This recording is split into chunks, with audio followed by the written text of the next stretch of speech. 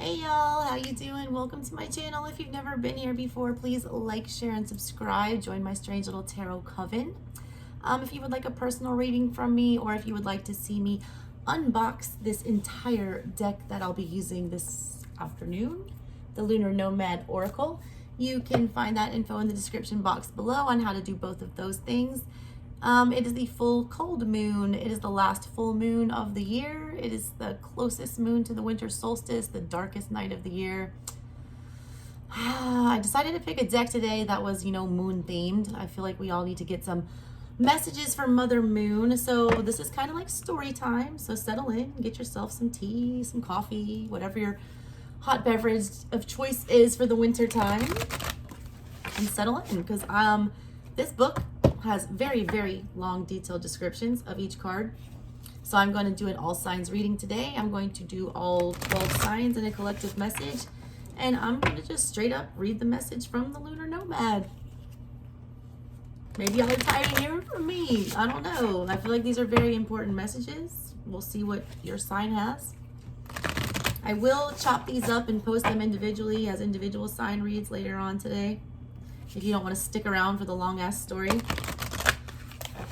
All right, guys, let's start with the collective. What is the message for the collective today with these giant cards? These cards are beautiful, by the way. Give me one card for the collective. What's the full cold moon message for the collective today?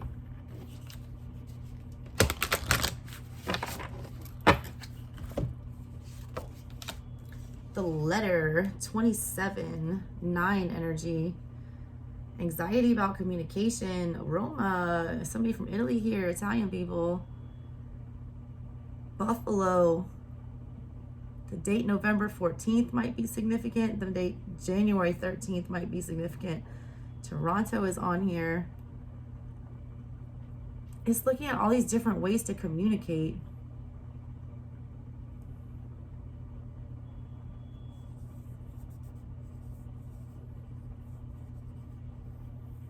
Somebody's agonizing over what to say. I need to tell you that your words hold more power than you think. There's this card, collective. This is your Lunar Nomad card for the day. Now, let's get to the book reading, all right? I want you guys to hear these messages. This author put a ton of time and effort into these, all right? So I do want you to focus on the energy of the card. See what you pick up on the card. See what intuitive things you see. See any symbolism that's meaningful to you while you listen to the message, okay? The main theme of this letter card is correspondence, written words, written communication, documents, and invitations. It says, in the cool hush of night, a ghostly woman pours her sentiment into a heartfelt letter. Her need to express truth has pushed through the silence, and now she must write. Soon she will send this intimate expression of her deepest feelings and desires. Pour your heart out. Express your feelings. You have something to say and someone to say it to. Words take on new life when given the space to live on the page. Heartache can turn to gold with the power of the pen. Writers know that words can heal. Locked inside, words become deadly ravens, picking away at your vitality and strength. Set them free so that they can take on a new life and meaning. Silence kills the spirit. Expression makes it soar. You might not consider yourself a writer, but you do have something to say, and only you can say it. Writing can feel intimidating. Having the space to speak your truth is a freedom that we seldom give ourselves. Escape on the page for a while. Be vulnerable with your feelings, then give it away. The letter is permission to say what you need to say, to fully express yourself. Contrary to what the world might teach you, you have complete ability to do, think, and express whatever lives inside you. Push past the fear and let your truth out. Let your writing be eloquent or clumsy. Suspend the need to censor or edit yourself. Let it out however it flows onto the page. Follow the process. Make contact with your deeper self, your pain and fears, your shadow. Reach out to your loved ones or your enemies. Face the darkness and embrace the light. Acknowledging your feelings is liberating, cathartic, and completely healing. You don't have to know what you want to say until you begin saying it. The words will find you. Extend the invitation and truth will pour forth. There is no expectation to say anything profound or specific. Once you begin, the writing will flow. Dare yourself to be honest. Write your desires, write your fears, write your pain. Write about your past. You have the chance now to tell your story or to tell your story anew. Ask yourself, is there someone I need to speak to? Something I need to get off my chest? Write a letter or email to this person. Give yourself the gift of being heard or getting closure on some deeply held feelings. Whether the person is living or past, you can still write to them. There is no need to send the letter for the message to be received. The intention is there and you will be heard on some level. Keeping a daily journal is a beautiful way to stay present and clear away blocked energies and emotions. The act of writing daily can untangle your mind and offer direction and clarity on pressing issues and concerns. Each word that you put down becomes a reclamation of your personal power. Approach journaling however you like. Write one-liners, bullet points, or stream of consciousness. Just writing the activities of the day can awaken something in you. The letter signals a need to set something in motion. Offering your written consent is a powerful affirmation. You take ownership of your feelings, desires, and attachments. Sending a letter or an email could be the first step in your plan of action. Could a letter, email, or application be the first step towards achieving a goal? Don't wait for the right time because the right time is now. You could find yourself on the receiving end of a letter. A message will be sent to you via written form. This could be a deeply personal and heartfelt message. Someone from your past could make contact for closure. The letter can take the form of a written proposal, documents that need signing, or some type of legal or financial confirmation.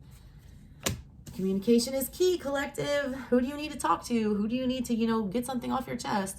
I've done that thing that they're talking about with the letter, writing it and not sending it. It is cathartic as hell to get it all out on paper, to say everything you need to say, to organize your thoughts, to have a record of it. It's healthy. A lot of you need to start keeping a journal. A lot of you need to go ahead and reach out and be the bigger person here. And a lot of you are getting some communication that you've been waiting for a very long time. All right, there's the collective message. Let's go backwards today. All right, let's start with Pisces. And I am going to pull these cards out so we don't get the same messages. So let's do Pisces next. What message does Pisces need to hear from the Lunar Nomad Oracle today?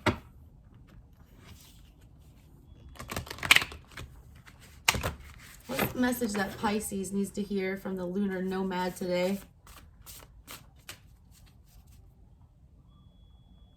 Oh my God, I hear people screaming. It's like 5 in the morning, y'all. It is not time to start that already. Pisces, you get the bat. I get Hierophant energy immediately. I also get Devil energy. I also get Scorpio energy, Death card. 11, Bat energy, Eternal. Bats are eternal. Bats are symbolism of vampires. They're also nocturnal. They live at night.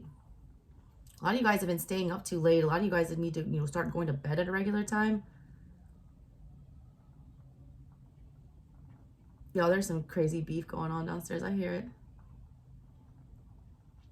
How many people are awake at 5 in the morning? It's like a whole group of them. I don't know what the hell that is. Anyways, that's your card, Pisces. Let's get to the book and see what it means here. Too many bats in the belfry. This is a Batman and Joker line. Y'all seen the original Batman? Michael Keaton, Jack Nicholson as the Joker. He's still my favorite Joker. All right, Bat. Number 38. Rebirth, change. Yeah, Scorpio energy. Rebirth, change, transformation, the unknown, 8th house energy. Find out what's going on in your 8th house. I think that's important for you, Pisces. Omens, attention, and perception. It says the bat glides on the winds of change. Its open wings beckon you into the folds of transformation.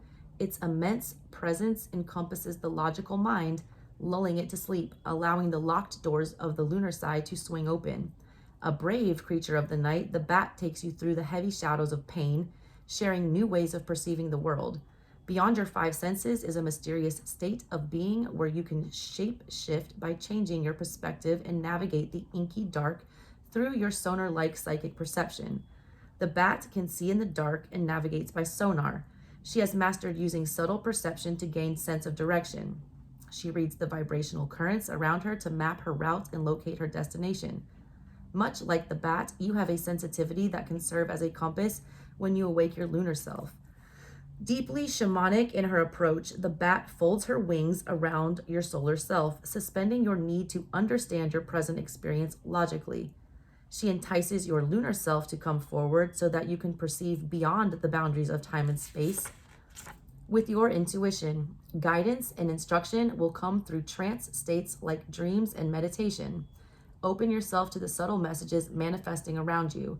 The more comfortable you become slowing down and breathing deeply, the more wisdom will leak through the cracks, direct you to your path. The bat tells you the present situation needs some discrimination.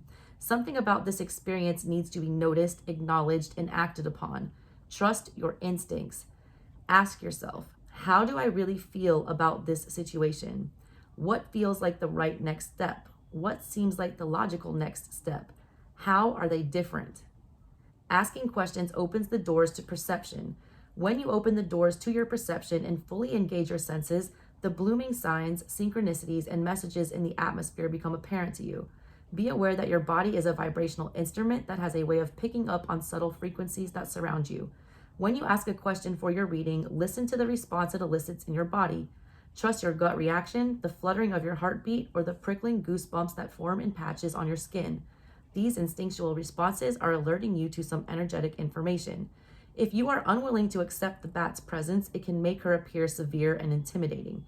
But she always comes from a place of compassion. Her arrival is meant to alert you. She has come to guide you through the dark as a loving ally.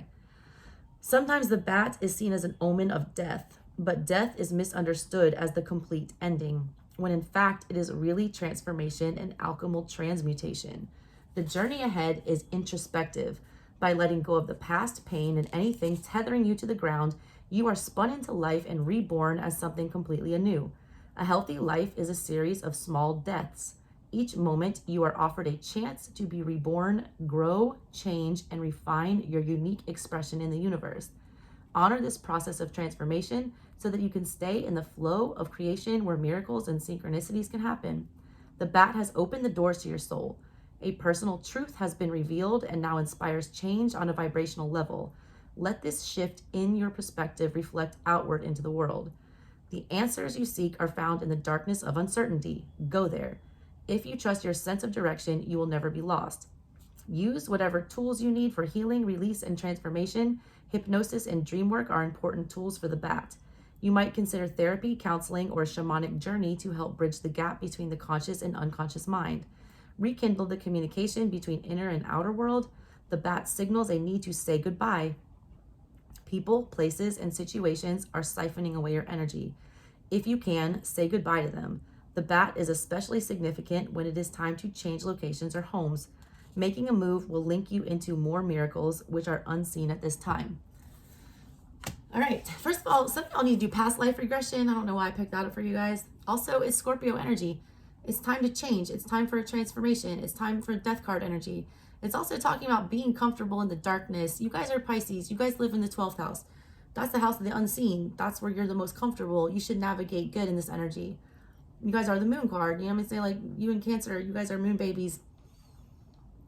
In times like this, when people feel more uncomfortable, you should feel more at home. It's wanting you to tap into that energy that you have available to you, to be the high priestess, to be the moon, to be in that energy of not understanding things, to embrace the darkness and not be afraid of it.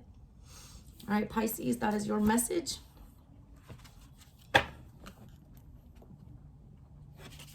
All right, let's do Aquarius next. All right, what's up with my aquas? What's the message that Aquarius needs to hear today? What is the, woo, that was a lot. Aquarius, do you need a lot of advice? What's going on? The lunar nodes are not being kind to you guys these days. What does the Lunar Nomad have to say to Aquarius? What is their message today?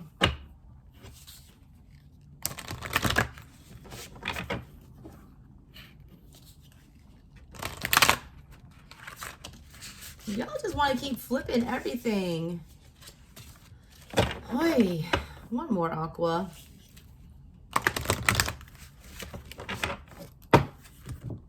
All right, Aquarius, your message is the one from the cover, umbrella.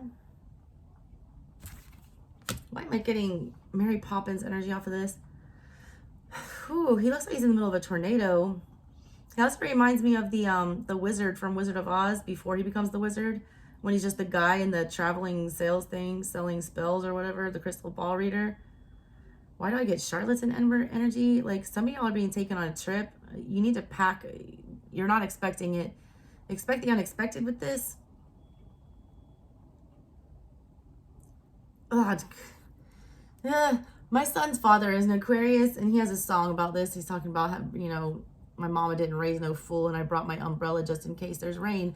That's what this is, all right? It's like, you're not stupid. You're going to pack for this occasion, but you're also going to pack just in case other things.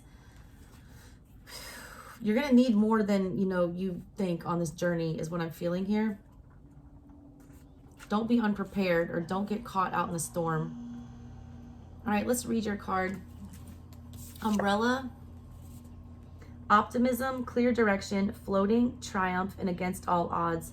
Warm winds catch the open canopy of an umbrella. Now a jovial man is carried over the land in complete awe and discovery. He is floating beyond resistance, where the limitless blessings of the universe can be experienced. When the umbrella appears, your prayers will be answered in unexpected ways. It is a sign that synchronicities are happening all around you. The heavy shackles of doubt, fear, and resistance have been cast off. Now you can soar in the higher vibrations of experience, where your unique vibration becomes a magnet for blessings and miracles. The umbrella promises limitless freedom. You are effervescent.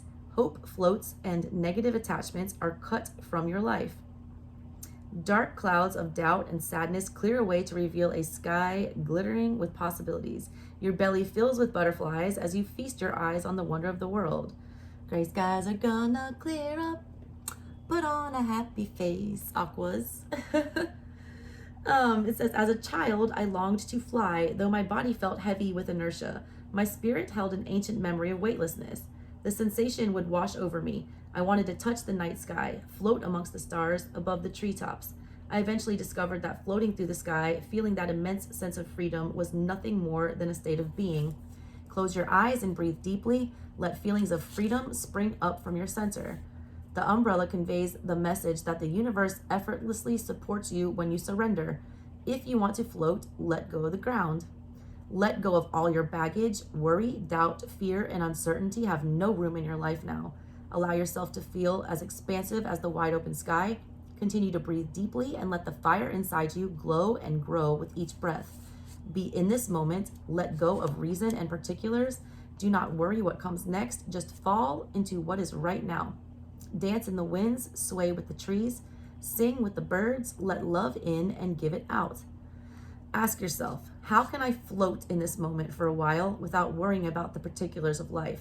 The umbrella has such a beautiful and effortless energy. Most of us spend time toiling with life, pushing, pulling, fighting, and forcing things into place. We constantly feel that we need to do more. So many of us are taught that hard work is the only way to truly get what we want. But the umbrella offers a different point of view. If you can stretch your arms wide, open your heart, and forget your concerns, the universe will carry on the hard work for you. There is no reason to be tussled about by your life. Just take it all in and move with the flow. Can you let yourself float for a while? What is there to lose? Do nothing for the time being, and everything you need to happen will fall into place. Sometimes we need to be reminded that simply finding space for the seeds of our dreams to grow is enough. Stop busying yourself with tasks and to-do lists. Rules and regulations have no place in your life if they dim your light. All you need right now is the miracle of the moment. Lighten your load, pack only what you need for the adventures ahead. Everything else will find you along the way. All right, it's about letting go and letting the universe. I do feel like you guys are in the middle of a storm. It almost feels like a tower moment that you're in the middle of, and you're trying to, you don't want to surrender to it. You're trying to fight against it. I just got the image of the guy, somebody trying to open up an umbrella in a really bad storm and just keeps blowing the other way. Something that's supposed to protect you, it's failing or something like that. You're trying to fight against the storm instead of going with it. You're swimming upstream instead of downstream. You need to go with the current, with the wind, wherever it's taking you right now. Let it blow you that way. Surrender to the moment. You're being put there for a reason, Agua. All right.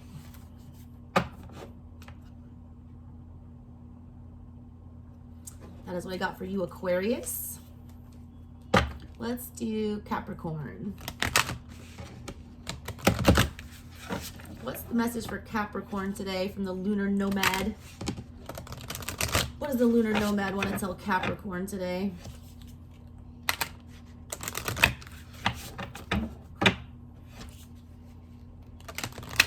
What does the Lunar Nomad want to tell our almost birthday boys and girls? What's the message for Capricorn?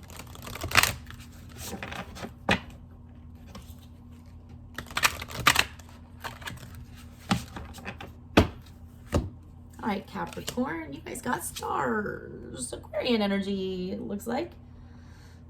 7 energy. What do you want? Y'all need to watch that documentary, my octopus, what is it? The octopus documentary on Netflix. Y'all need to check that out. Also, I'm seeing a skull here. Death card energy. It's about being, everything's connected. Even things that you don't think you have anything in common with, like an octopus, you actually have way more in common with than you think. Also, there's things that are insignificant. They seem insignificant to you that really hold great value. Stars seem really small, but they're not. They're massive. They seem insignificant in the sky sometimes. I don't know why I'm picking up on that for you guys. All right, let's get your pep talk from the Lunar Nomad today. Capricorns. Stars. Wishes, hopes, possibilities, guidance, independence, dreams, expansion, and fame. The stars float in a sea of infinite mystery. They hold the glowing promise of expansion and discovery, burning lights of creation that guide and direct. The stars are the eternal reminder that in the arms of infinity, all dreams are made manifest. The universe holds unlimited possibilities. No dream, wish, or desire is too big and grand for the universe. You were born to be part of this magic and to shine your inner light upon the world. The stars are the constant reminder of that divine promise. Suspend your judgment, open yourself to all possibilities, make yourself small against the canvas of the sky. You will then touch eternity, where you become a part of the entire universe dreaming. When you become rigid, boxed in, and numb to wonder, you cut yourself off from the star shining within you. The waking world has a way of keeping us from our inner dreams, closed off from magic and joy. With our noses to the ground and our eyes shut, the stars sparkle without being noticed. Look up. You are a divinely inspired creation, an artist waiting to move into expression. Observe the wonder around. In the vast expanses of the sky, an octopus floats tranquilly in the embrace of infinity. He is an emblem of mystery and intelligence. The enigmatic quality of the octopus mirrors the mystery within each of us. Wake up to the profound nature of the cosmos. You are not just watching the mystery unfold, you are part of it. The stars express the ancient wisdom, as above, so below. The oceans of Earth are just as vast and undiscovered as the oceans of outer space. Remember that there's always more to be discovered right in front of you and deep inside of you. Every corner and nuance of the universe is waiting to be explored. Experience the mystery without trying to conquer it. Wishing on a star summons the magic from within your own spirit. At your core is a powerful magnetism. When evoked with consciousness, intention, more goodness is pulled from you. Look inside for the answers to your prayers, for the magic you seek is inside of you and all around you. The entire universe is an interlinked web of energy. You are a microcosmic universe that mirrors that macrocosm. The stars teach us about destiny. Creation is in the eye of the beholder. All the aspects of your life are orchestrated from your inner world. The more awareness you bring to your creative power, the more your life reflects your true desires. How are you creating your destiny? Are you a co-creator in your dreams? Your destiny is the intersection of divinely guided experiences colored by personal perspective. Let go of the limited notion of fate in which you are a powerless puppet. You always have free will. I always tell people that. Everyone is just like, sometimes people are like so resigned to their fate. No, you have free will, all right? Where's this? Where did I leave off here? All the aspects of your life are orchestrated from your inner world. The more awareness you bring to your creative power, the more your life reflects your true desires. How are you creating your destiny? Are you a co-creator in your dreams? Your destiny is the intersection of divinely guided experiences colored by personal perspective. Let go of the limited notion of fate in which you are a powerless puppet. You are a powerful nomad on the map of destiny. There are destinations on the map, but you choose the route, the terrain, and the details. These pieces of the story are born from your point of attraction, your inner magnetism. Just as there are many stars to explore, there are many avenues of experience. You can choose one or many. You can choose to stand still and look at nothing. The stars signify wishes being fulfilled. Play in the nourishing light of the stars. Lose yourself in their presence. Be like the stars, beautiful, blazing diamonds. Shine bright like a diamond. Rihanna. Expanding into the mystery. Let go of longing and start dreaming. Moving through your dreams attracts more possibilities to you. Your stars begin to align and blessings pour forth. When this happens, stay with the fluid feeling of the stars. Don't pressure yourself to do or be anything other than the visionary nomad exploring the dream. Cosmic forces are converging to create the situation you've been summoning into your life. Consider looking at your natal chart to gain more insight on the energies that are working in your life. Moving with the cosmic flow allows you to create more fluidity. When your intentions are in opposition with the bigger forces in the universe, you feel like you're swimming against the current. When your solar self takes over and rules your life, you lead from your head, analyzing and looking for proof of your experience. From this place, the sun blocks out the stars. They seem non-existent. However, the stars are always present. Slip out of your head and into your lunar self where the stars burn brightly. This is always your choice. How are you choosing to see and approach life? Are you a place of discovery or judgment? Are you wishing on goodness or deprivation? Meditate on the weightlessness of the stars. Let their effortless silence move you. Float in their light. Close your eyes and imagine floating in an infinite body of water filled with light. You are buoyant, supported by your own magic. How does it feel to be buoyant and weightless? What can you let go of to float a bit more? Trust the stars, they guide you on your path. Look for the path of least resistance and allow your inner stars to guide you. You are a star glowing in the dark. Some of you guys need to go check out one of those float chambers. The sensory deprivation things that you lay in that have that salt water where you feel weightless. A lot of you guys are just like, you cannot disconnect from that sun energy. This whole oracle talks about your lunar self and your solar self. The solar self is like what you do every day when you're dealing with like day-to-day tasks. It's the things that you have to do. It's adulting. Adulting and like getting in your solar self and having to become an adult like kills your dinosaur. If you've seen Step Brothers, you'll know what that means. It's your imagination, your intuition, your ability to think like a child and be dreamy. That all like kind of dies out the older we get. The sun takes over and burns all that out. It's wanting you to reconnect with that. You guys have been too serious lately. Shocker. You guys need to like not feel like you've been resigned to your fate. You need to have a little bit more faith that there's more out there. You're losing your ability to be childlike and have that wonder. Don't lose your dinosaur, Capricorns. All right, that's what I got for you guys. Love you. All right, let's do Sagittarius. What is up with my Sages? Enjoying the last couple days of your birthday season. Shout out to my cusp babies. I forget what y'all's cusp is called. I'm a Cancer Leo cusper. I'm the cusp of oscillation. What a fun time that is. All right, what's the message for Sag today? From the Lunar Nomad. What is the message from the Lunar Nomad for Sagittarius today?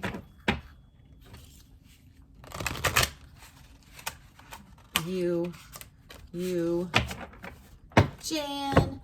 Thank you, Jan. Name that movie for bonus points. Lilies, number 30. I just got Lily Potter. Somebody's kid has their eyes. I just have to tell you that. I don't know why. I get big fae energy off of this. Things hiding in plain sight. You feel very small and insignificant, but you're not. Some of you are grasping at straws for something. I also get big underworld vibes from this. I always think of lilies when I think of funerals. It's like cycle of life energy that I'm getting for this. All right, let me see what the book has for your super long and inspired message from the Lunar Oracle. All right, lilies. self-care, compassion, rest, retreat, relaxation, meditation, purity, rebirth, peace, process, stillness, and soul connection. It's like the Empress combined with the Death card. It says, luscious lilies bloom in an illuminated dreamscape. Among peaceful waters, a fairy floats in playful repose. In the dreamscape, a place of solitude has been found. The lilies provide safety and tranquility and invite you to be vulnerable. Let down your hair and discard all of your layers. Float in the peaceful waters of regeneration. You are being drawn to quiet contemplation after times of stress, pain, or loss. It's like Four of Swords energy is kind of what I feel with that. If you've endured a loss, take time to honor the experience. Taking time to process your feelings in a gentle way will restore you. Chaos and pain from the external world cause us to grow tired to the point of being numb. Rather than power through, be compassionate to your needs. Create space for solitude, a refuge from mind chatter and responsibilities. Divine energy can wash over and through you to soothe pain and inspire healing. Ask yourself, what can I let go of now? How can I make space for myself? Within the sacred realm of lilies, your lunar self can step forward like the fairy floating to freely move, explore, rest, heal, and express your innermost longings. Hold space for your soul. Allow yourself to be spun into the web of rebirth and regeneration. Change is usually met with a storm, and a storm is weathered with patience, compassion, and introspection. How can you be gentler with yourself? Lilies have long been regarded as a sign of immortality, purity, and the soul. When life has worn you down or pushed you to your breaking point, know there is still light blooming inside of you. As the lotus, a type of lily, blooms in murky, muddy waters, so too can you thrive in uncertain times. Take time for self-reflection to meet your chaos with calm. This opens your spiritual reserves so that grace can flow forward into untold adventures. How can you find stillness now? Vulnerability is the pathway to healing. If you can lay to rest your pain, expectations, and longings, the moonlit waters that nourish the lilies will nourish you. Gentle waters will rock you to stillness so that patience can unfold and wisdom can take root. Recede from forceful situations, environments, and actions. Be especially cognizant of your need for no action. When the lilies appear, you are in a place where action is not necessary. Everything you need can be found in here and now by simply being. What is one thing that you must part ways with right now to nourish your soul? Time is your friend. There is no need to rush. We are always in process, dying and being reborn moment to moment. Getting caught up in life's urgency pushes you deeper into the external chaos of the world around you, drowning out the wise voice within. In the cool hush of the night, where you are with nothing but yourself, the urgency subsides and you are met with infinity. Spend time alone in meditation, prayer, or even sleep.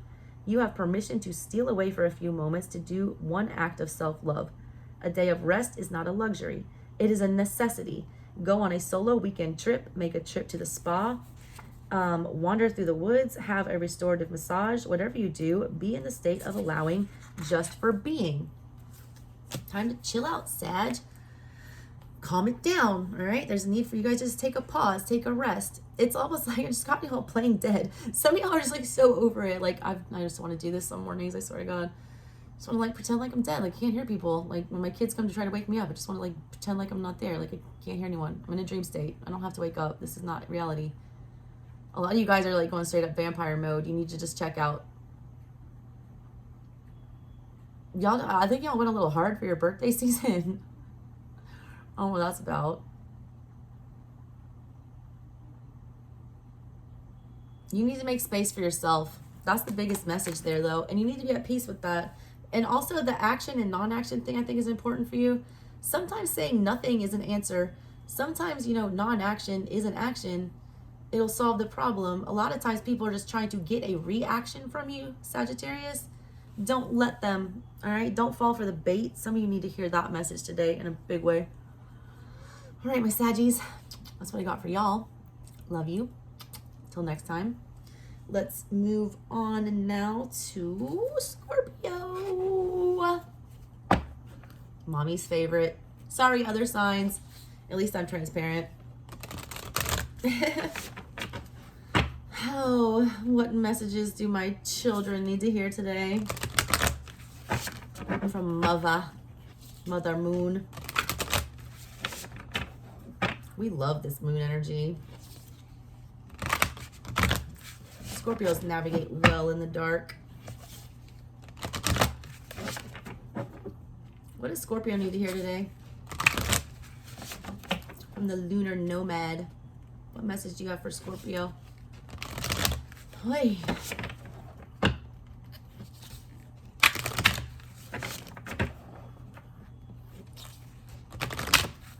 What are you procrastinating about, Scorpio? Putting something off. The timing just never feels right, whatever this is.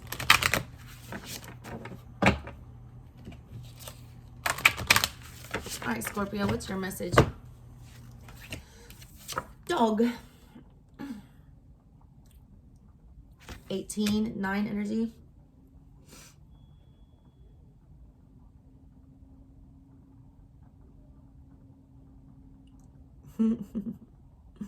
There's always someone that'll listen to you, Scorpio.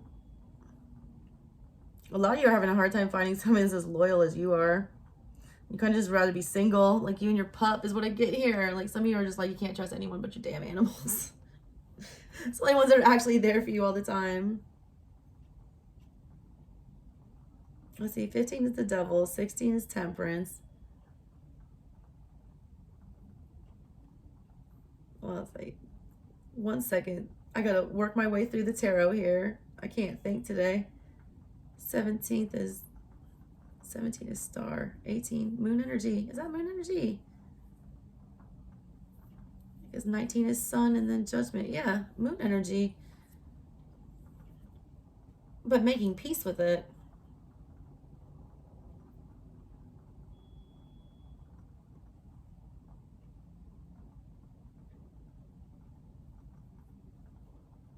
I just got Black Hole Sun by Soundgarden again. I've gotten that song a couple times channeling lately. I'm not picking up a bunch of hits off of this, Scorpio, to be honest with you. I feel like loyalty is an issue with you. Just got that Kendrick Lamar song, that loyalty song. Like, what are you loyal to? Who are you loyal to? A lot of y'all have like broken record energy. A lot of you feel like you're just not being heard. It's like someone's... I feel like this dog is having to entertain himself. He's having to like listen for whatever this is, try to figure it out himself. Yeah, loyalty. Companionship, loyalty, trust, friendship, dedication, and reliability. A little white dog sits with his playfully puzzled head cocked to one side, listening to music from an old phonograph. Good-natured and inquisitive, he is excited by life, filled with love, and ready for adventure. As man's best friend, he is committed to the ones that he loves and offers unconditional joy and companionship. There's never a dull moment with the dog. He loves the simple things in life. His short attention span keeps him active and engaged with the world around him. Humor is one of the many gifts that he possesses. There are few dull moments when he is around. Whether fetching a stick, chasing his tail, or begging for a morsel of food at the dinner table, he unapologetically lives in the moment. Few relationships display the kind of compassion that the dog offers. He asks for nothing and offers everything just to be in your presence. This unwavering commitment teaches us to love without restraint. He oozes love and enthusiasm no matter what state you meet him in. He is especially fond of disheveled hair and morning breath. Learn to love every manifestation of yourself in the way that a dog loves you. He will melt your heart when you are angry, and offer a soft spot to land on when you're worn and down and sad. The dog warns you against neglecting your faithful friendships. When he appears in your path, acknowledge the love and commitment you have in your life.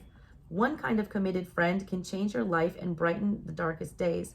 Nurture these connections and make a commitment to reciprocate the loving kindness being given to you. Who are the people who seem to love you the most? Often the dog represents a friendship that needs some attention. Either you are neglecting the friendship, or maybe this person is wanting more than friendship. Be aware of a possible friend who could be a love interest. Ignore the dog too long and he will fade away. If you take advantage of the dog's kindness, the love could turn into resentment. Be aware of the dynamic between you and a friend. Likewise, if you are interested in someone, your romantic desire might be denied. The dog lives in the friend zone. Be clear about your intention, respect others' boundaries, and take care of yourself. You don't want your kindness and generosity to be exploited. The dog teaches you to enjoy the little pleasures of life. Resistance, stress, and sadness melt away when you laugh and play. Like the child, the dog reminds you to be in the moment and lose yourself in the joyfulness around you. The exact moment will never come again, so follow the dog on a great adventure. Why not make a muddy mess, enjoy a bit of junk food, or befriend a stranger? The dog shows you the benevolence that exists in the world around you. Look deep into his eyes and remember that perfect love and trust can be found around every corner. Not only is he a committed friend, but he's also a guardian. Pay close attention to how the dog greets people. He has a way of detecting deception and danger. He can go from silly furball to ferocious guardian in a matter of seconds if he senses harm around his loved ones. Look for clues that someone may not be who they say they are. Interesting. Be on alert. Guard dog energy. Pay attention to your friendships, like it said, all right? Who are you being faithful to, and should you be faithful to them? Are they as faithful to you as you are to them? That needs to be looked at really hard right now. You don't need to be, guessing. It needs to be clear. Also, watch out for that friend zone thing. Friends coming for you, you coming for friends. Don't misread signals right now. Venus is going retrograde in Capricorn.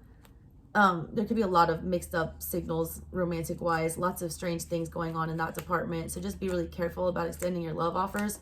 Don't read friendship as, love, or vice versa. Make sure you're not putting out that vibe to other people as well. Make sure if you intend on somebody being your friend, that you keep it that way, that you don't cross boundaries or lead these people on right now. I feel like that's important to you. I feel like you could lose out on a loyal friendship or something like that by not setting clear boundaries.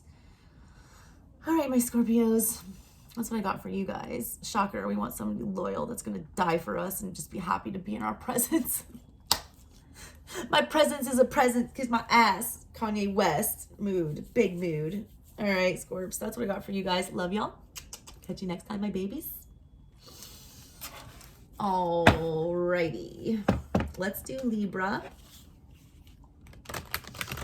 What's going on with my Libras today? What is the message for Libra from the Lunar Nomad Oracle? What's Libra need to hear today? What's the message for Libra today from the Lunar Nomad Oracle?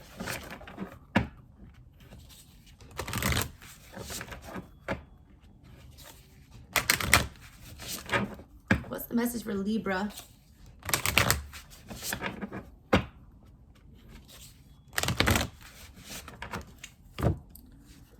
All right, Libra, you guys got ring number 25, 7 energy. We want to commit to something. Something's in the palm of your hand. Straight up, a lot of y'all are going to get a proposal, or you're thinking about proposing. You're thinking about committing to something. You're already committed to something, though, that you're not wanting people to know about. There's something that's got you tethered. You see the X right here? There's a ring already inside of you. Something inside of you that you're internally committed to, but on the outside, there's like something else. I don't know what this is. I get Ace of Swords energy with this, some kind of clarity.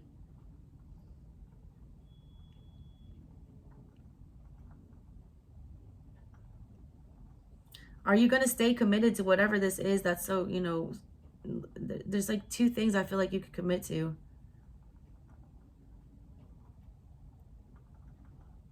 All that glitters is not gold, too. I need to tell you that. All right, here we go. Ring. Contracts, connections, partnerships, marriage, and commitment. A gleaming ring is presented on the palm of a hand. An X-ray image captures the depth and vulnerability of such a profound connection. The ring is an offering of lasting commitment, given as a gesture of certainty. To accept the ring is to be tied to a promise. When the ring appears in a reading, a deep connection is being made. Something of value is given as a sacrament of love. This outward sign represents an exchange of feelings, a promise of mutual respect and appreciation. Traditionally, a ring is given to express the intangible and unbreakable love between 2 partners. As a circle, the ring expresses the infinity of the love and devotion that happens on a spiritual level. On an energetic level, everything you offer and everything you accept is woven into the fabric of your spirit. In this way, your commitments become part of you. Each choice you make becomes devotional and releasing a vibration that permeates the space about you. I need to sidebar, all right, before we continue with this. Be careful who you're giving your sexual energy to. That shit leaves an imprint. Do you see that? You're forever tethered to that person when you give away that kind of energy. There's always going to be some kind of an energetic connection or psychic link to whoever that is that you give that type of sacred energy to. So be careful who you're handing that out to, guys. All right? Let's see here. It says the ring embodies a powerful exchange. It says before tying yourself to someone or something, completely evaluate the energetic implications. Be sure this marriage resonates with you. And that marriage was in quotes because it's just any kind of contract. Be sure that it resonates with you, with your wisest self. Does this promise resonate with a deep inner truth? Does this commitment make you feel expansive and empowered? It embodies a powerful exchange of your life force. Such an allegiance means that you uphold the values and ideals of the person that you are committed to. Fidelity is the keystone of a healthy, lasting relationship. Go in fully present and in agreement with this union. You got to be careful who you're associating with. If you're committing yourself to something, and this does not have to be a romantic situation, whatever you're, contracting out or committing yourself to, if you don't want to be known for that, then don't do it, all right? This goes for work too, all right? You'll be viewed in that energy. If that's not what you want to be viewed as, then don't commit to it. You're a reflection of that commitment. Accepting the ring out of fear predicts restrictions and resentment. You will never be able to bloom into your fullest authentic self within the confines of such a limiting circumstance. Be aware that the ring signifies more than romantic bonds. It is the sign of deep engagements that happen on the energetic level. Anything you promise your full attention to falls within the realm of the ring. Love, family, responsibilities, work, and creative endeavors. Being in a right relationship is a spiritual act of power. This alchemical process of unifying two parts should create a bond that is stronger, greater, and more valuable than before. Connecting yourself to someone or something on a deep level should be elevating. Relationships that unite out of love, support, and mutual respect offer space to thrive and expand, enriching your experience rather than corroding it.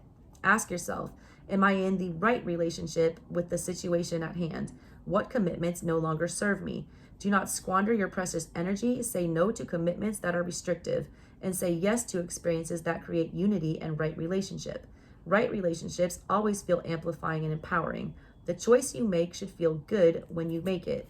What makes your heart sing? What feeds your spirit? What brightens your eyes? Measure your commitments against these questions, and you will be led to more goodness than you can imagine. Looking at the ring, you can see the inner workings of the hand. X-ray vision allows you to see the core foundation, the skeleton. Seek out the bones of your relationships to truly understand what supports them and holds them together. What appears on the surface may be stark in contrast to what lies beneath. You save yourself much heartache by becoming intimate with the infrastructure of your relationships. What foundation is your relationship built upon? The ring reminds you that every relationship shapes you in some way, even the painful ones. It all comes down to how you choose to move with the experience.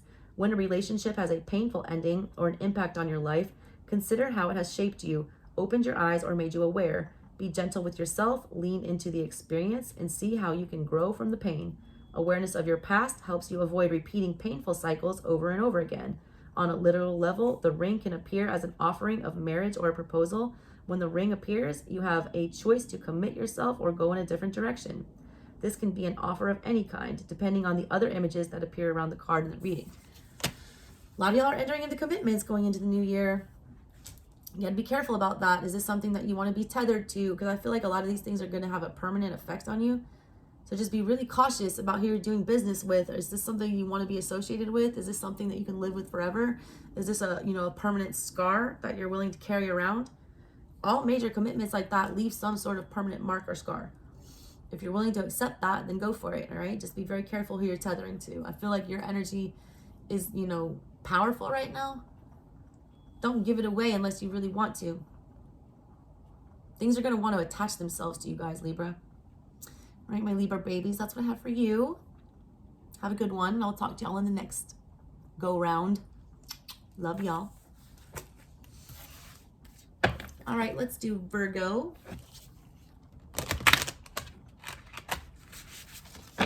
What message does Virgo need to hear today from the Lunar Nomad? What's the message that Virgo needs to hear today from the Lunar Nomad?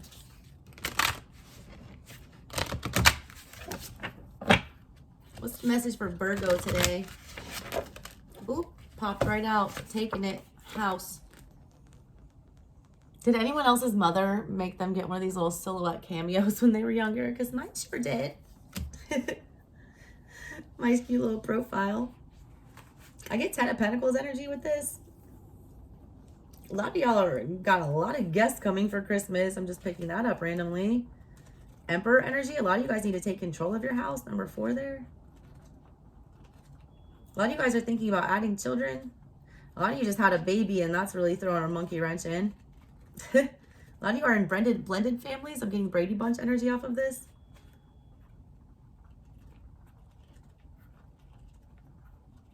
I also need to tell you that possessions don't matter. Your memories are enough. Some of you are like reminiscing right now about, I wish I had this ornament or something like that. It's like missing somebody for the holiday. A specific item. I don't know what this is, Virgo. There's a specific item. I feel like it's an ornament. I don't know why I'm seeing this. You wish that you had it. Somebody didn't get it. Somebody didn't inherit it, or they didn't save it, or it wasn't passed down, or it's lost. That doesn't matter. That's a physical thing. All right. The memory attached to it is what matters. I need to give you that message because I feel like some of you have been driving yourself crazy trying to find some special thing and you're feeling some kind of way about it. Let's read your real message, not my intuitive take, my hot take. House number 4. Lots of these messages are long. My God, this is probably the longest one of the day, Virgo. Of course, you're thorough. House. Family, home, dwelling space, security, loved ones, and grounding. A sturdy home rises with the sun as it casts orange-yellow fire into a placid blue sky. The sleepy home has stood for ages as a sacred space for family.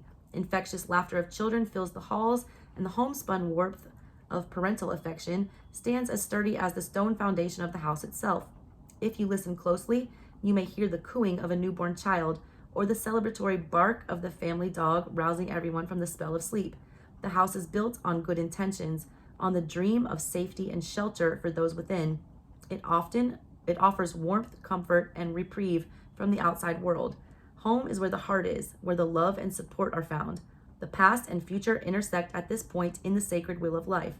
The dreams of family are passed on from parent to child, a continuous ring spinning around the axis of the home. One story washes into another as the graceful flow of age takes place.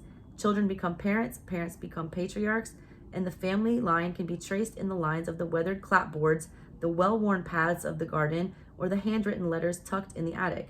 Profound moments of discovery. Y'all need to check the attic. Profound moments of discovery are made across time within these walls. You find who you are, where you've come from, and where the journey may lead. Standing on the welcome mat, your heart is filled with longing to slip inside and take refuge. What happens within these timeless walls is of no concern to those on the outside. Keep your business to yourself. Nobody needs to know what goes on in your house. The home is a world all in its own, with secrets, mysteries, trails, and blessings. Memories roam the halls as ghostly vestiges of a time before, even those memories that no one here can recall, yet they linger. Homes aren't like people living their individual lives. The spirit of a home is the collective of all lives lived within. I'm just getting Murder House. Why am I getting Murder House? Some of y'all are watching American Horror Story right now. All right. The spirit of a home is the collective of all lives lived within. It is the ancient nexus that gathers power and importance from each memory made. Lonely homes become haunted places when life no longer gathers there. Some of y'all need to go see Nana. The home grows dormant like a winter bear, but whenever a gentle stirring occurs, a glimmer of life ignites the spirit and awakens the collective memories. The home grows hungry again, wanting life, laughter, and exuberance. The spirit of the home wishes to carry on the long lineage, even when the memories have been forgotten in the corridors of time. Acknowledge where you are right now. What place do you call home? Are there memories there that can deepen your understanding of your collective history?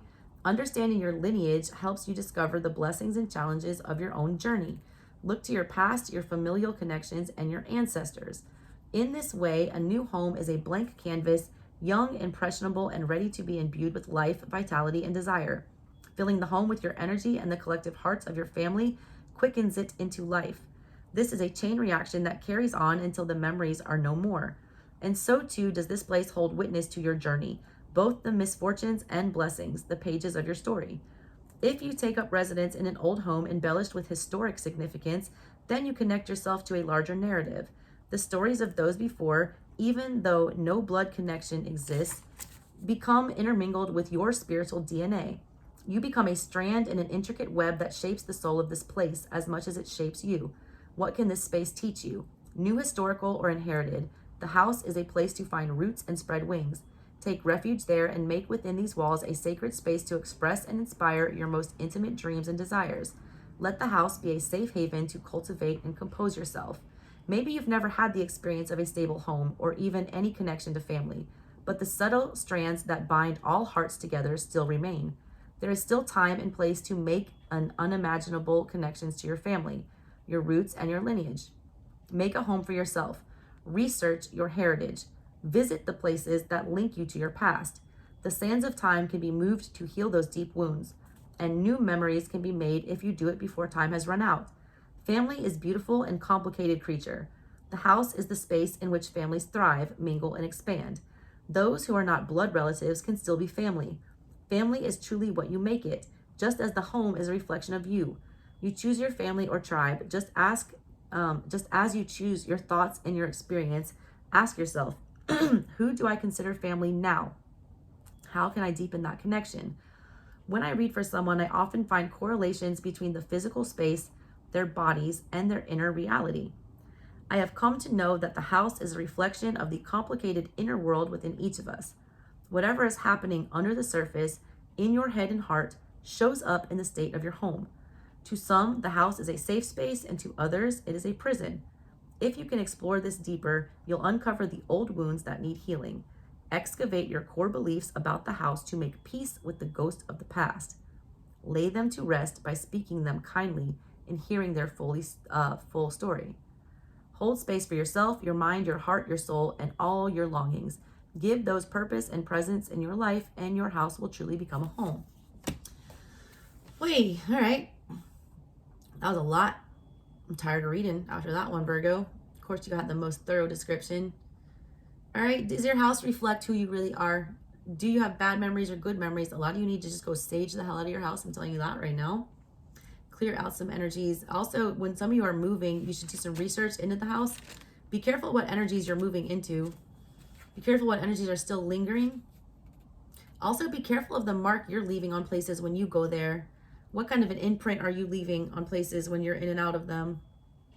Also, family is what you make it. Stop dwelling on your, biological family. Some of you need to hear that message. Just because somebody birthed you or you share blood does not, give them any obligation. It should, all right, but it doesn't give you an obligation to have to, love them or be participating in anything with them if they don't make you feel at home. Some of you need to find your own tribe, all right, and that's fine. You're not being, awful or selfish if you disconnect from biological family, if they're toxic, all right? Just make sure you're not the toxic one. All right, Virgos, that's what I got for y'all. Catch you on the next one, Virgos. Love y'all. Enjoy your little holiday.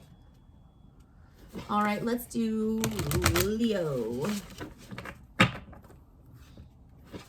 What is going on with my lines? What message does Leo need to hear today? What is the message for my Leos today? Oh, y'all, I'm getting tired. This is a long one. I've already been here for an hour. All right, Leos, what's going on with you guys? What's the message for Leo today?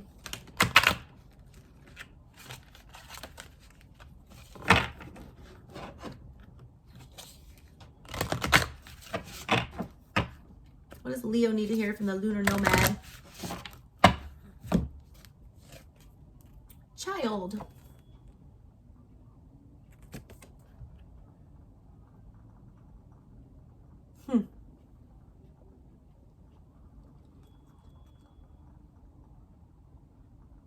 A lot of you guys are wanting to do, I wanted to be careful about living vicariously through your children. I get like a rewriting energy. I don't know what that's about. Also, children are hard to understand, but also easy to understand. I get these music notes along the, with this. If you were to read these music notes, you would have no idea what they meant looking at them on paper. But if you hear them played, you understand the sentiments of the artist. All right, there's a lot. It's hard to understand children sometimes. They speak a different language. They kind of live in a different world. I feel like some of you are overcomplicating something. It is also about rebirth and, you know, like the cycle of life here. It's 13, death card energy. Let's see what it says. It says a child, innocence, youth, and small in proportion. Children live their lives filled with so much vitality and grace, completely linked into the lunar self. They are unapologetic with their truth, uninhibited in their creative freedom. Watch how eloquently a child moves through emotions, from happy to sad in an instant. Children hold on to nothing. They are firmly anchored in the here and now. Magic is the truth of the child because creativity and imagination are limitless in their big, bright eyes. For them, the world is full of possibility. They are pure, universal love made manifest. Which is not to say a child cannot be a terror, but the difference is that children have no intention to cause pain. They are innocent and without malice. The way that they move through the world is in response to their experience. They are curious about each intriguing thing that crosses their path. A butterfly, a shooting star, a friendly treat. Whatever it is, they are interested. Biologically, their brains have not been completely formed their brains have not completely formed all the analytical mechanisms that we as adults seem to be entrapped by. Sadly, time and experience wears down these reserves and teaches them how to be good members of society. Could we benefit from being childlike? Can we see through the eyes of a child, yet retain the wisdom of age?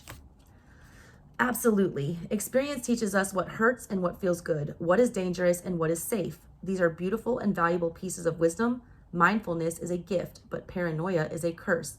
You can leap into the unknown like a child, but with the awareness of an adult. To children, a box is a rocket ship that can transport them to other worlds. Horses can be purple, kisses can heal wounds, and parents can be superheroes. Are any of these things false? They can all be true when you drink from a creative well that springs from your lunar side. Completely accepting the impossible and the invisible puts you in alignment with the magic of the universe, and you can still be a responsible adult. If you color outside the lines, is anyone really harmed? Childlike wonder is the fast track to magic. We all want magic, right? But you have to be open to the creative imagination within you, or it will shrivel up and die. Teaching people about divination is extremely fascinating. You lay out a whole story of cards and ask, what do you see? More often than not, I'm met with protests. What can I see? I have no clue what I'm looking for. What do the cards mean? I don't know the question. I've never done this before. I need to learn how. Ask a child what they see in the cards, and you hear an elaborate tale of vivid detail and imagination. People, places, sound effects, the whole story comes to life before the child. Your lunar self is still there, waiting patiently for you to wake up and touch the magic again. Rediscovering your creative imagination, your magic and intuition is the reason that this deck has called to you. Something has been stirring inside, waiting to be touched, felt, and expressed. When are you going to quiet the awakening mind, the solar self, and start playing in the moonbeams? The child asks you to consider where you can be more open in your life. Where can laughter and playfulness heal and inspire you? Trade limiting language for something more open and expansive. Use maybe, why not, or what if rather than no. Rigid thinking leads you to tighter places. When you are open, possibilities become infinite. Saying yes to new experiences makes your world bigger. Stepping away from rigid and worn out ways of being loosens the shackles. Doors, windows, and pathways begin to appear where you can tread into the unknown lands and discover something enlivening. You can awaken the inner child by listening to music, playing outside, painting with your fingers, or coloring outside the lines. Anything that engages your senses, inspires play, and is done for the simple joy of doing feeds the child within you. When the child appears, you might consider your own children or a child with whom you have a connection. How can you nurture your connection to your children? Take more time to play and experience with children can soothe your heart and deepen your relationship. Learn to see through their eyes. What has your child taught you about the world? What could a child teach you? The child puts you in touch with the unlimited power of creation. What are you bringing to life? What do you want to bring to life? On a more mundane level, the child announces the arrival of a child or a new baby in your life. Watch a child play, completely lost in the moment, no hesitation to laugh or cry, and willing to be carried away by their creative imaginations. Uninhibited by the rules that the world has so harshly assigned, the child adheres to a different call, the song that lives inside, the song of imagination, creativity, and dreams. Get in touch with your inner child.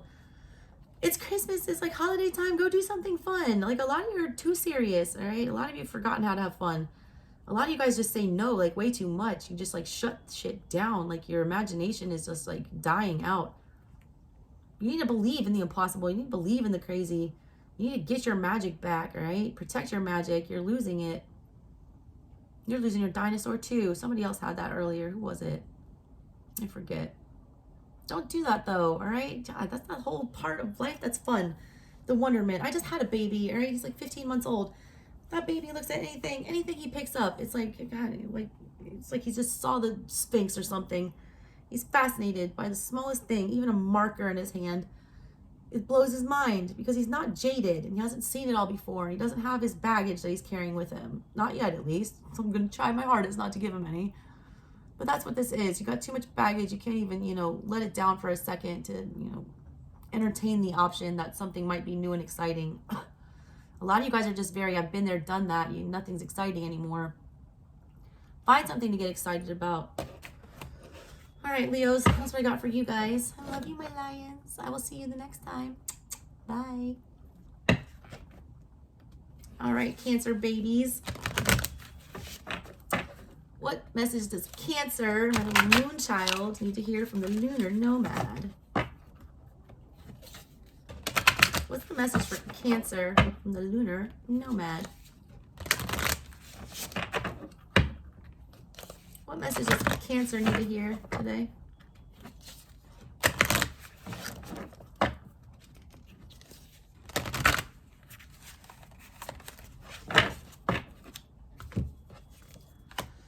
Snake! Badger, badger, badger, badger, mushroom, mushroom, snake. Y'all Google that. I mean, sorry if you don't know what I'm talking about. Look up the video, badger, badger, mushroom. You just need to see it. Anyway, snake energy, 7 energy. I get 7 of swords with this. I get Slytherin energy. I also get transformative energy. What are you wrapped up in? What are you getting involved in? Have you outgrown your skin? All right. Is this thing really as dangerous as you're making it out to be? I think a lot of that's in your mind. Most snakes are completely harmless. They won't touch you or hurt you, or most cannot kill you or anything like that. I feel like you're making a fear out to be bigger than it needs to be. Here you go, Cancers. Snake, number 7. Deception, attack, difficulties, envy, wisdom, writhing, and bad omen. The snake lies coiled in the underbrush of the garden, forked tongue licking the air menacingly. She writhes provocatively, undulating in hypnotic circles. Your gazes meet with locked eyes, and you feel vulnerable, paralyzed by her animal persuasion. She looks into your soul with deadly embers. You can feel the hot surge of her noxious seduction writhing through your veins in a similar serpentine fashion. The snake is beguiling. Her deadly energy penetrates your very core, provoking fear and desire simultaneously. You are overwhelmed by the desire of wanting something, regardless of the consequences. She awakens cravings that make you forgo caution. She slithers through your mind, deep into your body, and arrests all of your senses. You feel disarmed and defenseless. This is straight up devil energy. Some of y'all have like a person that is your weakness, or a thing that is your weakness, a drug, a person, whatever this is, something that you cannot say no to. It's almost like it's hypnotic. You can't, you can't disconnect if you wanted to. It's just toxic. Whatever it is, it keeps drawing you in. Boy, you play with fire, Cancers. You know what happens. It says, powerless to her influence, you slip into euphoria, longing for more, and find yourself stepping into the mouth of danger.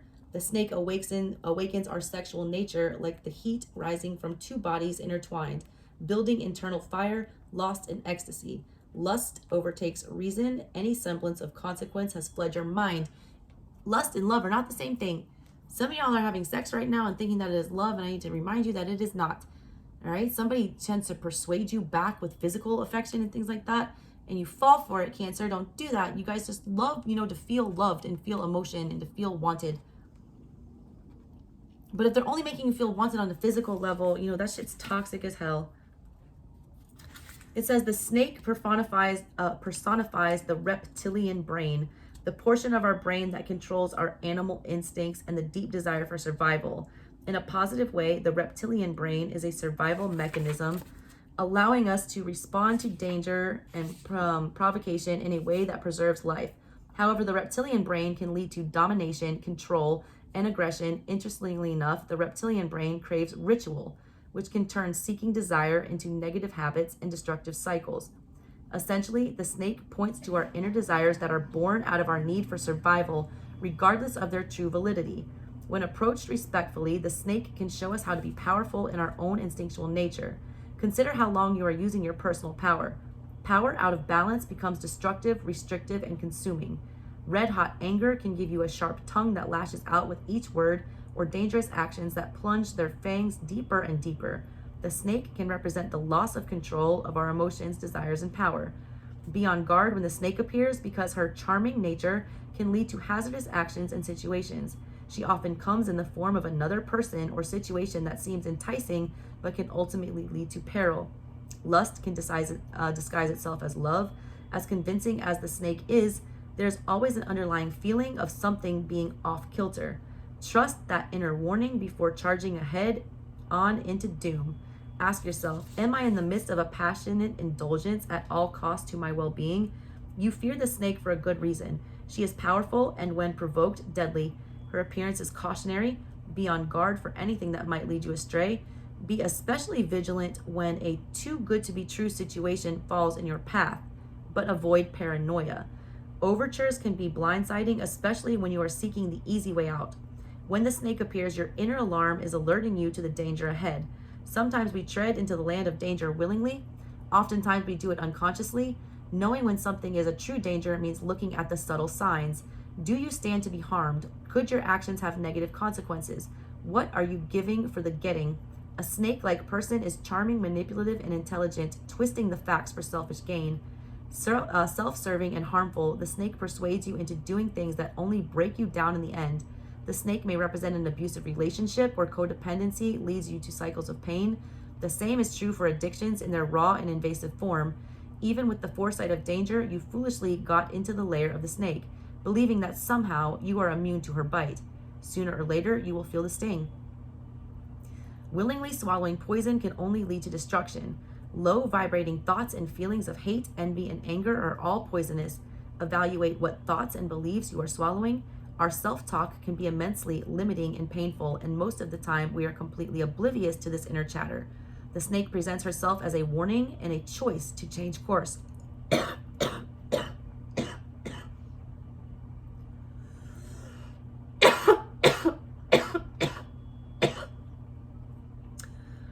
It says you might find yourself on a winding path filled with painful twists and turns. Sometimes we convince ourselves that there is no other option, or that our present path, however painful, will eventually lead to our desires. You can choose to amble ahead into more darkness or change course for your own well-being. Survival of the fittest is ingrained in the reptilian brain. Sometimes we slip into survival mode unknowingly, acting out of fear. This can look like anger and vengeance.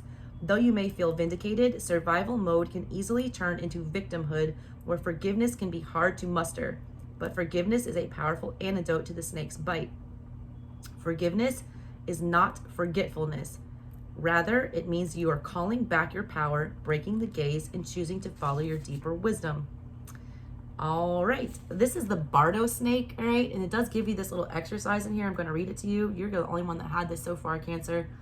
It says the Bardo state in Buddhist teaching describes an intermediary state of being in which you are suspended between death and rebirth. It's kind of like limbo. A Bardo state is often met with terrifying visions or hallucinations, overwhelming you with your fears and disempowering actions. Go watch the movie What Dreams May Come with your fellow Cancerian Robin Williams, who shares my birthday. You need to see that movie. That's talking exactly about this in the limbo and how scary it is. Going into the Bardo state can cause chaos or liberation, but if you focus less on the fear and more on what lies beyond, it becomes the doorway rather than the destination. Hold the snake card in your hand and look deep into the image, allowing her to provoke your fears. Let all the overwhelming anxiety bubble to the surface. Summon all the fear surrounding your situation and let the senses wash over you. Just notice what happens. Do not wrestle with fear. Just stay still in its presence. Like a mighty tremor, the fear will move through you. Begin to address your fear. Speak out loud and address it by name if you can. Be brave and authoritative. Engage your heart by voicing your doubt and pain and frustration regarding your fear. By speaking to your fear begins to speak through you.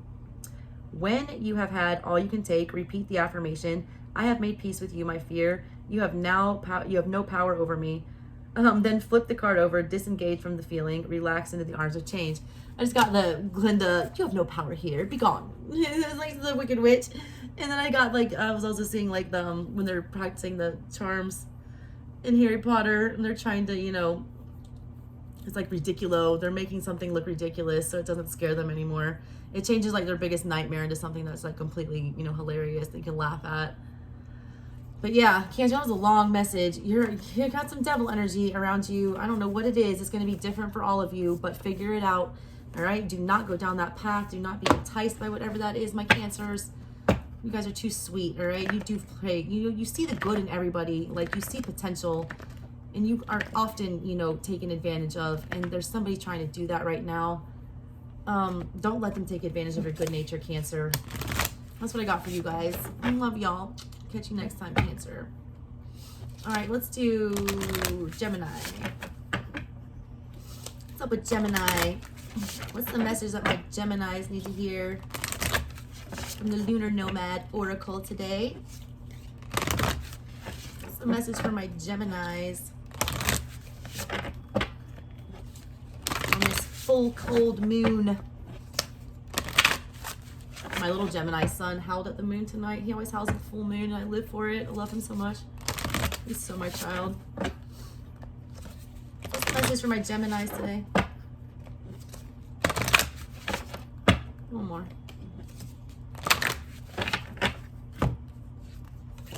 Clouds.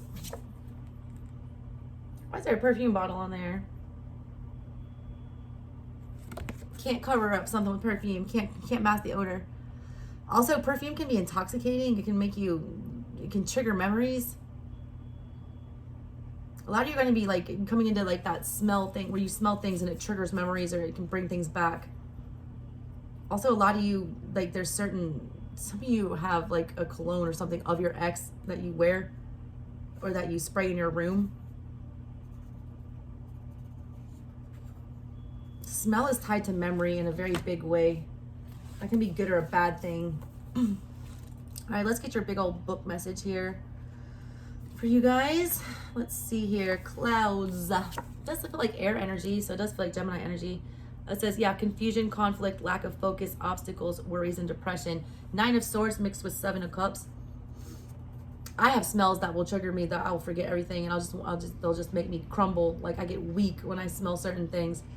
Certain colognes, certain perfumes, certain foods, all right? They'll just trigger things really badly, and they'll make me feel very confused. Pay attention to that, all right? It says, an antique glass atomizer puffs heady clouds of exotic perfume about the parlor. Intoxicating lang lang hangs heavy on the air with lingering bergamot. In this complex olfactory haze, you grow dizzy, verging on forgetful. You are entranced by the seductive persuasion of this luscious perfume. There are colognes that will do that to me. I swear to God, I'll just forget all rationale, and the smell is just so delicious that I'll be like, oh, why do I want to go near that? It's like, if they didn't smell like that, I wouldn't want to be interested in them. It's so weird. I don't know how it works. It is like, you know, it does almost like a drug. As the clouds swirl about your mind, your thoughts become muddy. Addled by some outside persuasion, you lose your sense of direction and slip into a silent paralysis. Staggering through the haze could lead you to freedom or detriment, depending on what you find in your midst. Or maybe you will succumb to the confusion and float in the plumes for a while. Confusion can blow in like a deadly storm or slip silently through the cracks like an insidious smoke. It comes silent as a nightly visitor, overtaking your senses and leaving you bewildered. Rarely do we embrace this ominous sense of uncertainty with open arms, and yet there's always a choice to move with the storm or rage against it. Confusion has a way of multiplying, like invasive vines growing and entangling everything in their wake. The more you wrestle these uncertain feelings, the tighter their grip becomes until you are entangled in their tendrils of fear. Before your intensity gets the better of you, consider slipping into a state of surrender, where a bit of clarity can shine through the darkness. The clouds may seem ominous, but avoid holding them in contempt. They are teachers of tough love. Usually they show us where we are working too hard and pushing against our own wisdom. Seeking answers to questions can throw us into discord, where we essentially vex ourselves. Ask yourself, what can confusion teach me?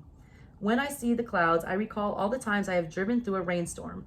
The clouds loom on the horizon, dark horses riding in, fast and ferocious. Water pours from the sky, obscuring visibility. The harder the rain falls, the more difficult the drive becomes, until I can barely see anything in front of me. Fear sets in. I become tense and completely overtaken by the storm's force. I could rush faster to my destination. I could drive slowly and deliberately, or I could pull off to the side of the road and let the storm pass. Look for the sacred pause in these troubled times. Action and force are not always the way to combat the clouds. You'll just stir them up and multiply their force. Relinquish control over the present moment. Step into the place of observation. You need to get in Page of Swords energy, all right, which is your own energy. Observe everything, all right? It says, wild, crazy storm clouds are born from inner turmoil. Giving away your power in conscious and unconscious ways summons them. The clouds appear when we are in a burnout, overthinking a situation, or being too much up in our heads. Manipulation and coercion are a sure way to stir them up. Even in the most bleak times, you have a choice to follow with the experience or move into resistance. Cycles of chaos and conflict are the signs of inner resistance to claiming a personal truth or of letting go of a limiting belief. Many of us move in circles within our lives, repeating painful cycles and then asking why. It's like the definition of stupidity. It's doing the same thing over and over and over again the same way and expecting a different result. Are you doing that right now? All right. If you find yourself in a personal storm, take a hard look at what you are pushing against. Evaluate what you are trying yourself to, tying yourself to, and how you have fed the cycle that has called on the rain. There is no guilt or shaming in this. We are just naming our position of power. The heart of cloud's message is to reveal when and where you are clouded and help you discover why. Surrender is your friend in this situation. Remind yourself that this too will pass, so try not to rage against the storm and exhaust yourself. When we are in pain, we have tendency to want to numb it rather than get to the root of the cause. Obscuring our deep-held pain rather than working to heal it can lead to more conflict and confusion. The clouds reveal attachments to addictions and desires that wreak havoc on our lives and well-being. The clouds are the shadow self that wants nothing more than acknowledgement and approval. When the shadowy clouds appear as a sign of unhealthy attachment, treat them like hungry ghosts, strange company. I know, but sit down with them, offering them a warm chair and open arms. Listen to their story and see what wisdom they can impart. Remember, you cannot wrestle your way out of the clouds, so welcome them. Notice how there is a dark and light side of the clouds. Every situation has layers and facets. There is usually an ominous side that makes you want to recoil and a bright, benevolent side that invites you in. Notice which side of the clouds you find yourself on to see how deep and lasting an impression they will leave on you. Through recognition and acceptance, you can make peace with the shadows. The clouds part and the sunshine appears.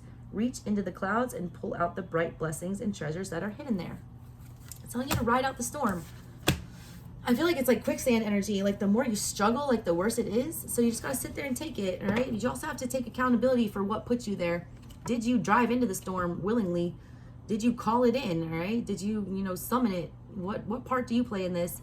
It's about accepting accountability for, why we end up where we are. If you keep choosing the same path, that's really confusing and always leads to that same energy. You get what you get. And that's what they want you to look at. They want you to look at your part in this. Are you as innocent, as you're claiming or whatever? Stop putting yourself in these situations that allow yourself to get your judgment clouded. Allow you fall for it every time, Geminis. All right, Geminis, that's what I got for you guys. Love y'all. Talk to you next time. Bye.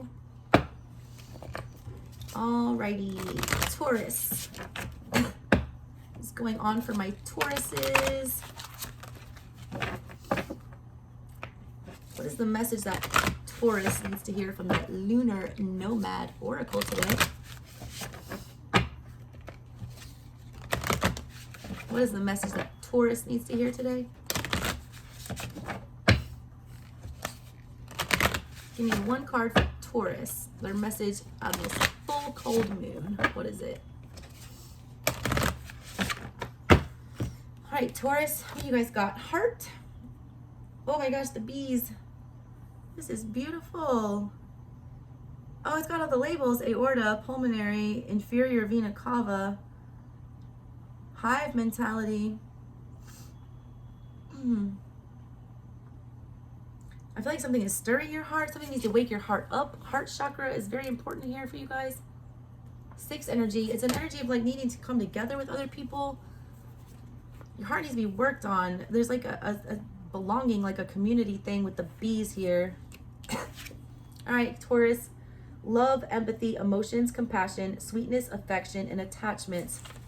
It says, an electric red heart glows with vitality. Busy bees tend to inner alchemy of the making honey, the sweetness of life.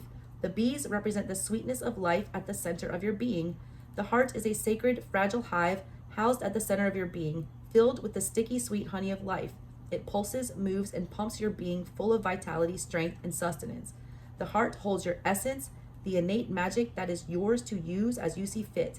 The glowing heart is a gentle reminder that we are all lights in the universe, growing, thriving, giving, taking, and evolving. Each thing you give your heart to takes a little piece of your divine sweetness. She's got Janis Joplin. Take another little piece of my heart now, baby. Yeah. You know you got it. It makes you feel good. Be careful what you're giving your heart away to. All right? If you give your heart to something that empowers you, a synthesis happens where you glow brighter, become more expansive, and activate your innate magnetism to draw in more good. If you give your heart to something that robs you of vitality, your light dims, you find yourself depleted, ailing from misalignment and draining attachment. The heart can thrive on passion and grace or wither and die from pain and disappointment. What are you giving your heart to? Busy bees tend the heart with fervor and diligence. They work for the wellness of the whole, filling the heart hive with found treasures collected from the world around, spinning it into liquid gold. This is a powerful process of inner alchemy where dreams, desires, and commitments are spun into life and made manifest. From this sweet center, creativity blooms and possibilities unfold. When we allow dreams, desires, and intentions to move with our natural flow, we find more spiritual sustenance. Experience gifts as ample opportunities to grow your soul, to go deeper within and become more empowered. But if your intention becomes disjointed, the hive will suffer. When the bees work out of unison, the vision is lost, power is drained, and the nectar of life goes rancid. Much pain and suffering has been born from a heavy, discouraged, and depleted heart.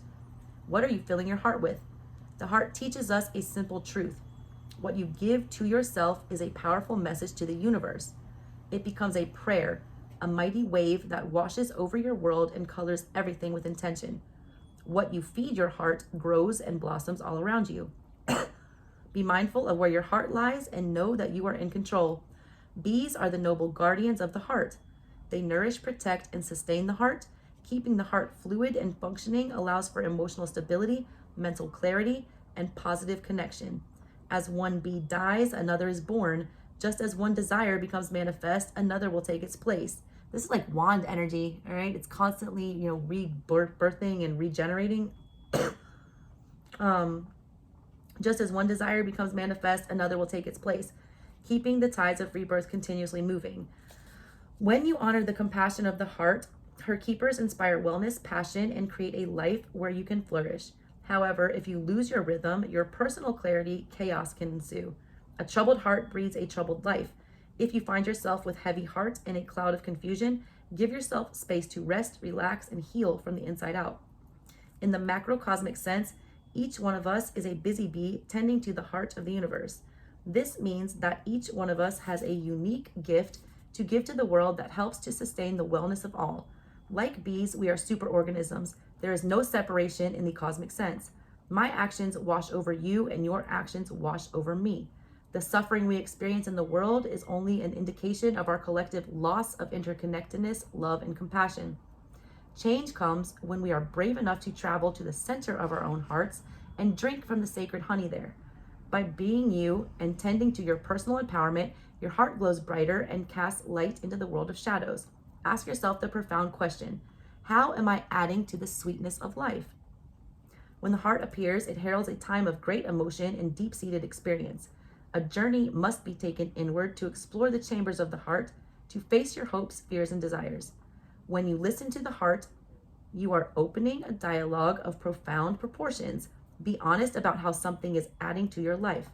This could be the quality of a relationship, job, or person, or decision.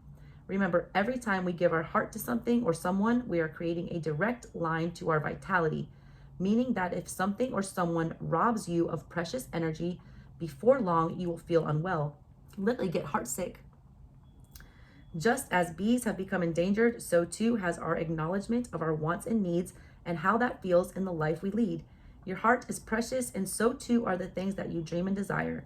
If something pulls at your deep emotions, then it is asking for entrance into your most sacred realm. What are you putting your heart into, all right? Is it good? Is it positive? How are you giving back to the world? What are you adding of value? It's all about vibrations and calling in what you put out. It's also giving you a warning, all right? If spirit continuously sees you letting shit into your heart space, all right, that is not good for you. That is, not what you deserve. That is toxic. That you know you shouldn't have. They take that as a message that is what you want. All right. If you don't want those things, then you have to stop, proving otherwise. You keep going down the same thing and falling for the same stuff. They're going to keep throwing that on your path. All right. You're telling your guides the wrong thing. Some of you. Also, you need to be focusing on the greater good. That hive mentality, Taurus, is important right now. There's a need for you to be in touch with your community and make sure that you're a part of that right now. I feel like a lot of you have been really withdrawn.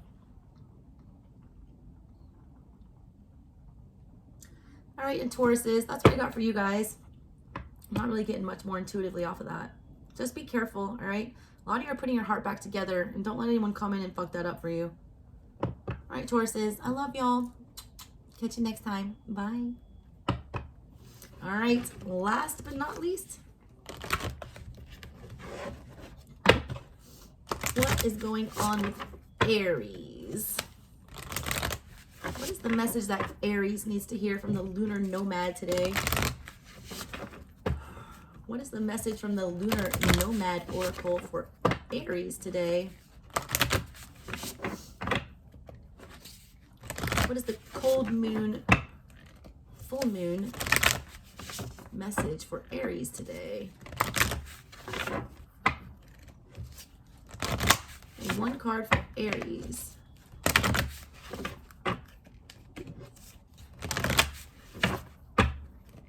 Groundhog Day. Every day is Groundhog Day, Aries. All right, what I got for you guys? Mice. 5 energy. Don't like it already. I don't know anything about this card. It looks like creeping. Why does it have the intestinal system here? Letter D might be significant. They have the gullet. They have the liver. They have the florus. They have the gallbladder. Be careful what you're eating, all right? Food poisoning is the first thing I get with this card. Jesus, I got a good alpha here. It's too late. But really, I mean, look, why is the stomach and the intestines and everything on there? Rats are sneaky. They're small. You don't realize how much destruction they can cause, though. They've wiped out entire populations with the plague. They creep around. They're like little germs in the night that you don't even see. They get into your food. They steal things. They take from you. A lot of you have something stealing from you and you don't even notice it. I feel like it's something you're not even seeing. It's a small thing that could get big. It could cause a greater problem if it's not exterminated. I feel like it's small now, but it can grow quickly. All right, let's see what the book says. Anxiety, worry, stress, irritation, problems, stomach issues, theft, and hidden issues. The mischievous silhouettes of mice are seen on corridor walls as they silently creep through a dimly lit interior. Undetected, they move deep into the walls and burrow inside small and forgotten places, gnawing, gnashing, and eating away at the infrastructure. The mice are thankless takers, robbing you of a valuable possession. Relentless and seldom invited, the mice find their way into the depths of our home, hungry gluttons taking away more than they need, their presence only discovered after the damage has been done. The anatomical stomach diagram speaks to the insidious nature of the negative thoughts, ideas, and beliefs.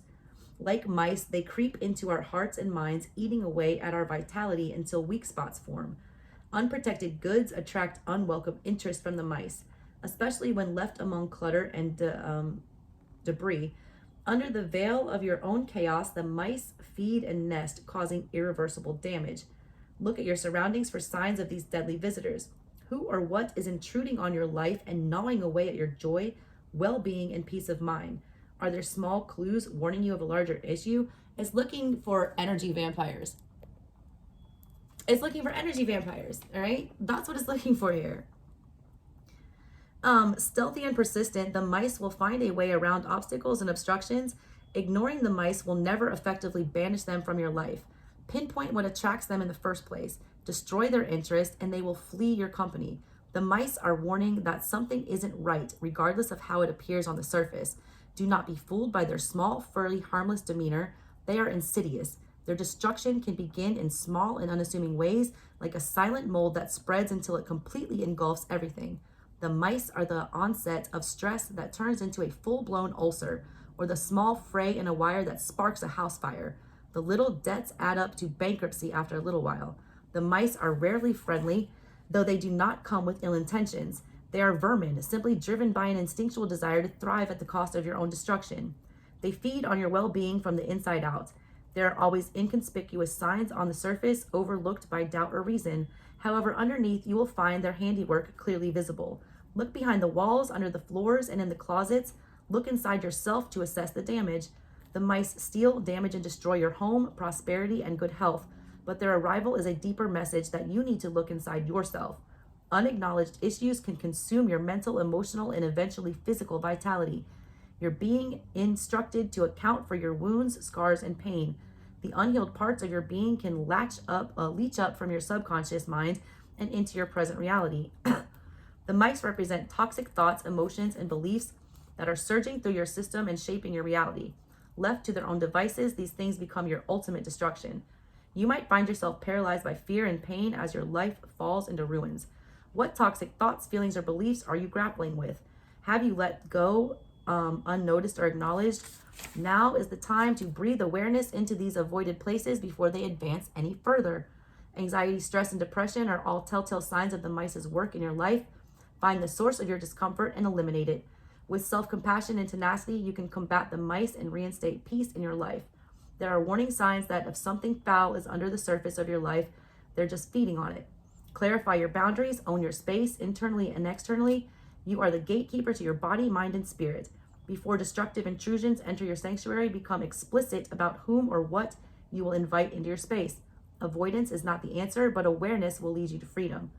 Look at the painful, tender, vulnerable, and uncomfortable parts of your life. You cannot fight the mice without knowing what draws them near. What are you leaving out to attract the mice? All right. What is that? Your part in that. Count these real fast. Aries. All right. And see if I did all signs here. Let's see. 1, 2, 3, 4, 5, 6, 7, 8, 9, 10, 11, 12, 13. Oh, good. I didn't miss anyone. Aries, it's like a small thing now, but it can become a big problem. You got to nip this in the bud quickly, all right? It's like with any vermin or infestation. If you don't get it immediately, it spreads, and it spreads quick, and it can be deadly. This is like anxiety. This is fear. This is guilt. This is shame. Whatever these are, these monsters, these demons, whatever that stuff is what's attracting the mice. You got to find out the root of the problem and exterminate it. Get rid of it. Take the garbage out, Aries. All right, y'all. That's what I got for you guys. Check out your sun, moon, rising, and Venus, and all that good stuff. Anyways, y'all. Those are long messages, and your girl needs some water, so I'm getting out of here. Love you guys. I will catch you next time, and I will post these all individually for you as well. Catch you next time. Bye.